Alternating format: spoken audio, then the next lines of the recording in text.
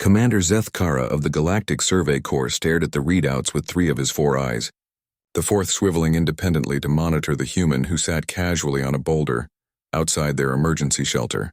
The atmospheric scanner's alarm had been shrieking for the past 2 hours. Oxygen concentration, 78% nitrogen, 21% oxygen, his science officer, Dr. Velnathi, reported through the comm system, her voice trembling. Atmospheric pressure, 14.7 pounds per square inch. Gravity, 9.8 meters per second squared. Zethkara's exoskeleton clicked nervously.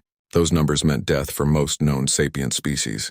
Yet there sat Marcus Chen, the human consultant they'd hired for this expedition without so much as a breathing apparatus. The planet designated as Terra 2847 had appeared routine during orbital scans, another potential colony world in the outer spiral. But their ship had suffered critical engine failure during atmospheric entry, forcing an emergency landing in the planet's temperate zone. What should have been a simple survey mission had become a survival scenario. Environmental hazard report, Velnathi continued, her synthesized voice barely concealing panic. Radiation exposure from the local star, lethal to Zephyrian physiology within 6 hours. Atmospheric composition, toxic to 847 of 923 known spacefaring species.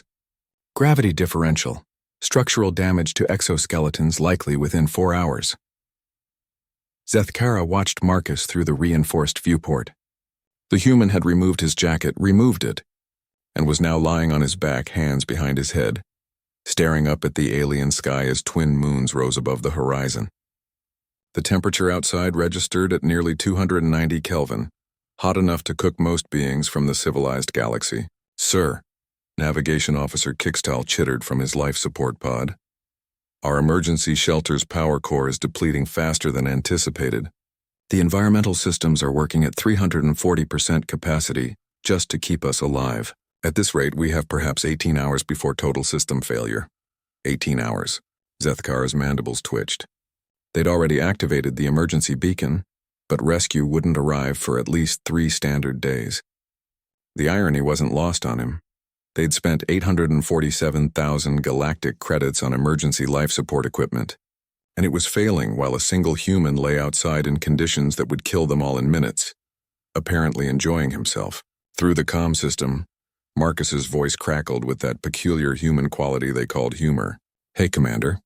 You folks doing all right in there? I can hear your systems working pretty hard." Zethkara activated the external speaker. "Human Marcus, please return to the shelter immediately.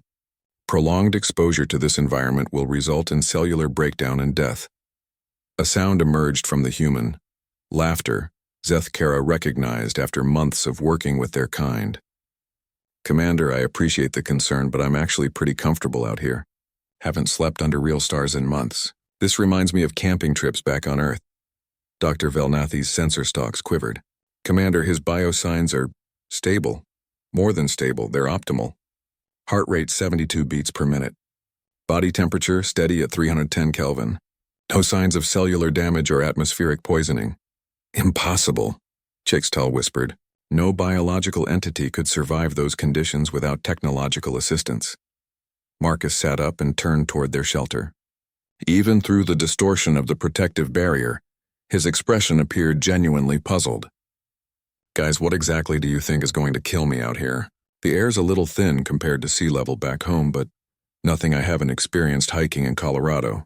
Temperature's about perfect for a summer evening." Zethkara consulted his cultural database on humans.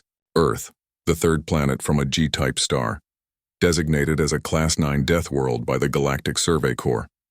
Atmospheric pressure that would crush most beings.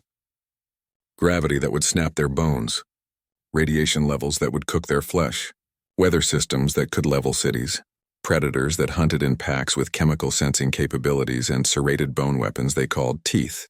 And humans had evolved there. Had thrived there.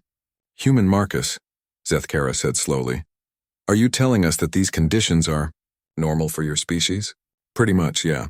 I mean, this is actually nicer than a lot of places on Earth. No humidity, no mosquitoes, no bears. Just a pleasant evening under some really beautiful stars." Marcus pointed upward. "You guys ever just look up? Those 2 moons are gorgeous, and I can see at least 3 different colored gas giants on the horizon." Inside the shelter, 3 alien officers sat in stunned silence. Their life support systems hummed desperately, burning through power cells that cost more than most beings earned in a lifetime, while a human enjoyed an evening stroll in conditions that registered as immediately lethal on every scanner they possessed. "Sir," Dr. Velnathi said quietly, "I'm beginning to understand why the Galactic Council classifies humans as a protected species. Not for their protection, for everyone else's." Marcus stood and stretched, a casual movement that would have been impossible for any of them in this gravity. "Look, I know your life support is struggling. Why don't I set up a perimeter watch? I'll keep an eye out for any local wildlife while you folks rest. Been meaning to catch up on some reading anyway." He pulled a small device from his pocket, a primitive electronic book reader, and settled back against his boulder. Within minutes, he was reading contentedly under the light of 2 alien moons, as comfortable as if he were in his own habitat. Zethkara dimmed the shelter's lights and tried to conserve power. Outside, a creature from a world so hostile that it was used as a reference point for uninhabitable planets, read quietly in conditions that would kill most of the galaxy's civilized species in minutes. For the first time in his career, Zethkara truly understood why humans were simultaneously the most feared and most respected species in the Galactic Federation. They didn't conquer worlds, they simply existed where nothing else could. As his consciousness faded into the rest cycle, Zethkara's last thought was a profound realization. They hadn't rescued a human from a hostile planet. The human was protecting them on his world, and he was doing it for free.